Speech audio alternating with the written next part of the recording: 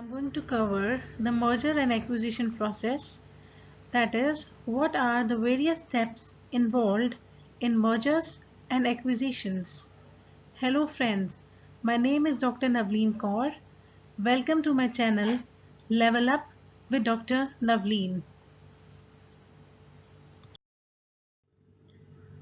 Now friends, these are the various steps which are involved in the mergers and acquisitions process. The first step is pre-acquisition review. After pre-acquisition review, we move to search and screen the targets.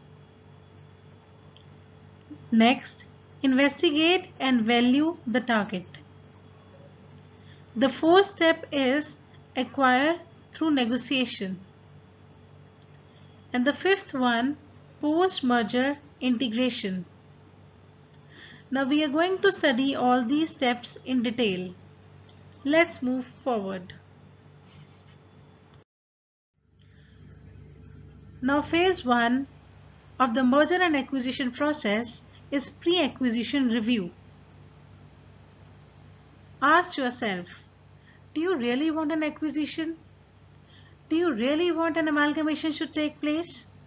The first step is to assess your own situation and determine if a merger and acquisition strategy should be implemented or not.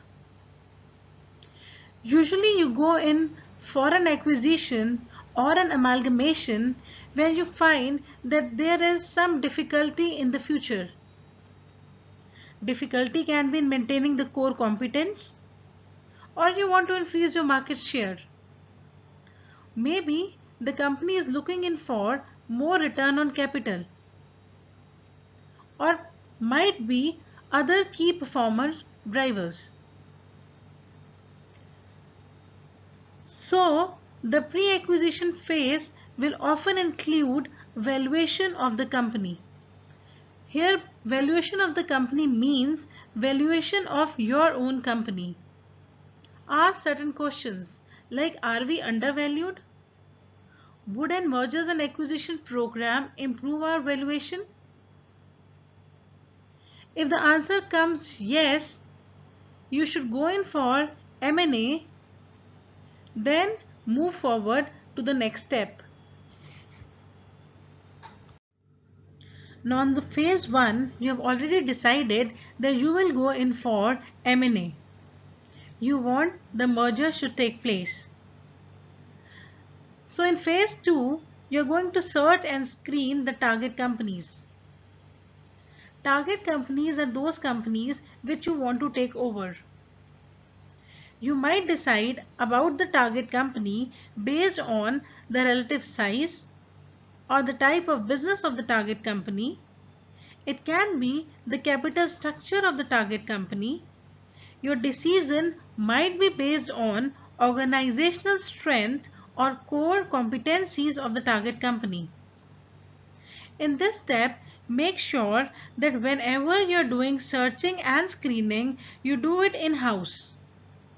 Don't depend too much on outside investment firms, because this is a preliminary stage of mergers and acquisitions, and as a result of it, it should be highly guarded and independent. So once you have searched and screened the target companies, we'll move to next phase. Now after searching and screening the target, the next step is investigate and value the target. Now you should know here, due diligence is conducted. Now what is due diligence? Due diligence means comprehensive analysis. So the third phase of M&A is to perform a more detailed analysis of the target company. You want to confirm that the target company is truly a good fit. This will require a more thorough review of operations, strategies, financial and other aspects of the target company. This detailed review is called due diligence. A key part of due diligence is the valuation of the target company. At this stage, we want to calculate the value of the target company and also all the other costs associated with the merger. Now phase 4 is acquired through negotiation. Now that the target company is selected, it is time to start the process of negotiation of merger. A negotiation plan is developed. A plan is developed based on certain points. First point is how much resistance will be encountered from the target company. It means that is the target company resistant to this particular acquisition, or the target company is also ready that such a kind of merger should take place. Second point, what is the benefit of this merger to the target company? Third, what will be our bidding strategy? Fourth, how much do we offer in the first round of bidding?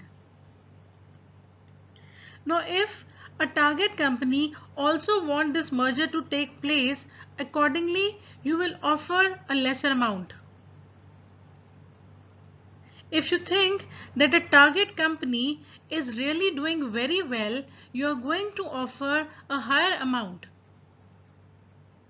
So in this step, negotiations are done with the target company, then deal structuring is done, and then the final method of payment is decided. Once everything is decided, we reach to an agreement. That is, a negotiated merger will take place. Now, since the merger has taken place, the next step is post-merger integration. So here, the post-merger cultural integration is done, post-merger IT integration is done. And then there are various other post-merger integrations, like the strategies they are integrated. Because the two companies who merge together, they are very, very different. Number of times the employees are not happy. So the employees have to be told, they need to be trained that this is a very good decision which is taken on behalf of the company and it is going to give them benefits. It requires extensive planning and design throughout the organization. Now the integration process can take place at 3 levels. There can be a full integration, that is, both the companies are fully integrated with each other. All the functional areas, marketing, finance, operations, human resources, they are integrated. Or it can be a moderate integration where certain key function areas are integrated. Or it might be a minimal integration. That is, only the selected personnel will be merged. If the post-merger integration is successful, then synergy values are generated. Now I hope that all the 5 steps of mergers and acquisition process are clear to you. If you like this video, please press the like button. Subscribe to this particular channel for regular notifications. Thank you so much. This is Dr. Navleen Kaur signing off. Bye-bye.